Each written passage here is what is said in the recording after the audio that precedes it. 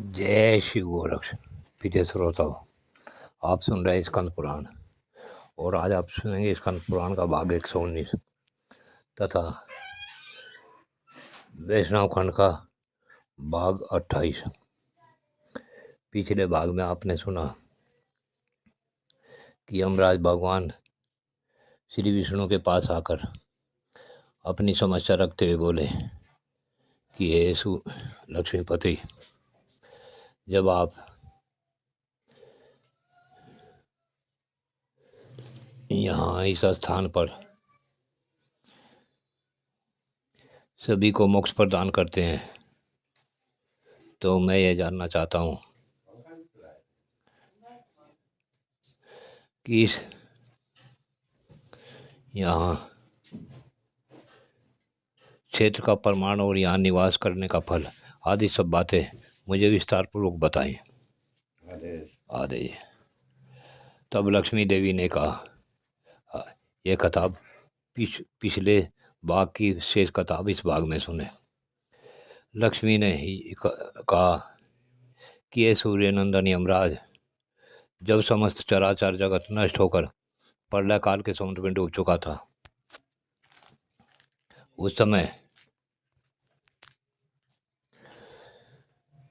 7 कल्पों तक जीवित रहने वाले मार्कंडेय मुनि कहीं भी ठहरने के लिए स्थान न पाकर बहुत चिंतित हुए।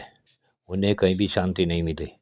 जल के समुद्र में इधर उधर बहते हुए पुरुषोत्तम क्षेत्र में आ गए। यहाँ उन्होंने अक्षय वट को देखा और इस एक बालक का वजन अपने कानों से सुना।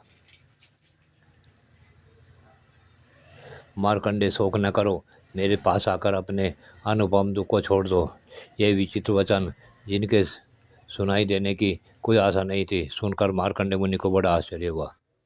वे सोचने लगे, इस महाभयानक एकार्णव के जल में यह क्षेत्र नौका की भांति दिखाई देता है और इसमें यह महान बरगद का वृक्ष खंभे के समान खड़ा है। इस प्रलयकालीन एकार्णव में जब समस्त अस्थावर जंगम का नाश हो गया है, तब भूतल का यह प्रदेश बहुत सुस्थिर कैसे प्रतीत होता है। तो मार्कंडेय आओ, यह स्नेहयुक्त वचन को कहाँ से सुन पड़ रहा है। ये सब सोचते और जल में तैरते हुए मार्कंडेय ने शंख चक्र गदा हाथ में लिए भगवान विष्णु को तथा उनके हृदय कमल के आसन पर बैठी हुई मुझ लक्ष्मी को भी देखा। तब उनका चित्त प्रसन्न होगा और उन्होंने हम दोनों को प्रणाम किया। तदनंतर भगवान विष्णु को प्रसन्न करने के लिए वे इस प्रकार स्तुति करने लगे, हे दयासागर, आज आपके चरणार बिंदों की सेवा का प्रसंग पाकर मैं रुद्र, इंद्र और ब्रह्मा के समान व्यवस्था संपन्न हो गया हूँ। आज तक सब और संताप उठाता रहा, पर वो अब अपनी शरण में आए हुए मुझ दीन की रक्षा करे। आपके युगल चरण विंद अचिंत शक्ति से संपन्न और कल्याण की प्राप्ति के प्रधान कारण है, इसलिए ब्रह्मा आदि देवता सदा उनकी परिचर्या में लगे रहते हैं। मैं तो भक्ति भाव से ही हीन और दीन हूँ। दया सिंधु, मेरी रक्षा कीजिए। यह समस्त ब्रह्मांड जिनके अंग में उत्पन्न हुआ है, वह ऐसे कोटि कोटि ब्रह्मांड जिनके स्थित प्रतीत होते हैं तथा जिनके लीला विलास में ही सबकी सृष्टि, पालन और संहार कार्य होते हैं, वे ही आप विष्णु हैं। भगवान मुझे अत्यंत दीन की रक्षा करें। जिस प्रकार आकाश में उदित एक ही सूर्य आधार की विषमता ने विषम प्रतीत होने वाली अनेक जल राशियों में प्रतिबिंबित होकर अनेक रूपों में प्रतीत हुआ, उसी प्रकार आप एकमात्र निर्गुण परमात्मा ही भिन्न भिन्न शरीरों में प्रवेश करके अनेकवत प्रतीत होते हैं। ये जगदीश्वर, पूर्व काल में अनात्म पदार्थों में चित्त आसक्त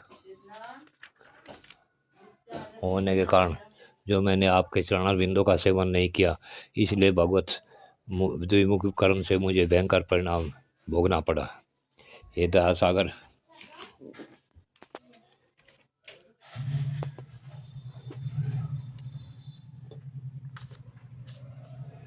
मुझ दीन की रक्षा करो।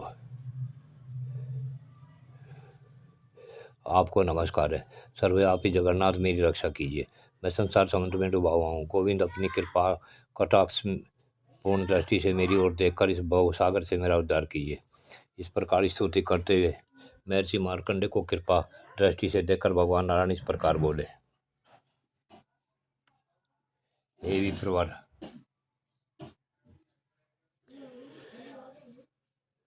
मेरे तत्व को न जानने के कारण ही तुम अत्यंत हो रहे हो।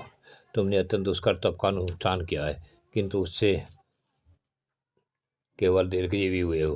मामू ने इस कल्प वट के ऊपर केवल पत्ते के दोने में सोए हुए उस बालक रूप को देखो। वह सबका काल रूप है। उसके पहले मुख में प्रवेश करके वहां मुझ सुखपूर्वक रह सकते हो। भगवान का ऐसा कहने पर मार्कंडेय जी का मुख आश्चर्य से चकित होगा। उन्होंने वो वृक्ष पर चढ़कर भगवान के बाल रूप को देखा और उसमें प्रवेश किया। भीतर जाने पर उन्होंने 14 भवन देखे। ब्रह्मादि देवता, दिक्पाल, सिद्ध, गांधर्व, राक्षस, ऋषि, मुनि, देवर्षि, न समुद्रों से दिक्पाल, चिन्हित भूतल, अनेक तीर्थ, नदी, पर्वत तथा वनों से उपलक्षित श्रेष्ठ नगर देखा। सातों पाताल, सहस्रों नाग, कन्याएं देखी। हजारों वर्णों से सुशोभित संपूर्ण जगत का भार धारण करने वाले शेषनाग का दर्शन किया।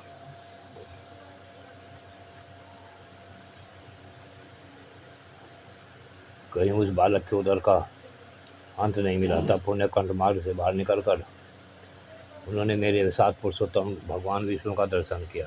श्री भगवान बोले, मुने, यह विचित्र क्षेत्र मेरा सनातन धाम है, ऐसा समझो। यहाँ न सृष्टि है, न प्रलय है और न संसार का बंधन है। सदा एक रूप से रहने वाले मुझ मोक्षदायक पुरुषोत्तम को यहाँ विद्यमान जानकर इस क्षेत्र में प्रवेश करने वाला पुरुष घनानंद स्वरूप को पुनः गर्भ में नहीं आता। मामू ने मार्कंडे ने कहा, प्रभु, मैं यहाँ निवास करूँगा, पुरुषोत्तम मुझ पर कृपा कीजिए। श्री भगवान ने कहा, भ्रमण से इस मोक्षदायक साधक क्षेत्र में प्रलय की समाप्ति पर्यंत रहूंगा। प्रलय के अंत में तुम्हारी लिए यहाँ सनातन तीर्थ का निर्माण करूंगा, जिसके तट पर तपस्या करके मेरे द्वितीय शरीर शिव की आराधना करते हुए तुम मेरी कृपा से मृत्यु को निश्चित रूप से जीत लोगे। इस प्रकार पहले से वरदान पाए हुए मार्कंडे मुनि ने वट वायु कोण में भगवान के चक्र से एक कुंड खोदा। उस पवित्र कुंड में रहकर भारी तपस्या से भगवान महेश्वर की आराधना करके उन्होंने मृत्यु को अनायास ही जीत लिया। उन्हीं मार्कंडे जी के नाम से यह कुंड प्रसिद्ध है, जिसमें स्नान करके मार्कंडेश्वर शिव का दर्शन करने से अश्वमेध यज्ञ का फल मिलता है। जो विश्वनाथ भगवान शिव साक्षात नारायण रूप ही हैं, वे भगवान जगन्नाथ की उपासना करने के लिए समुद्र के तट पर निवास करते हैं। यमराज के दंड का भय नष्ट करने के कारण उनका नाम यमेश्वर है। उनका दर्शन पूजन करने से कोटि शिवलिंगों के दर्शन और पूजन का फल प्राप्त होता है। प्रिय श्रोता, आज की कथा यहीं पूर्ण होती है। जय शिव गोरक्ष। और महाराज जी ठीक हो?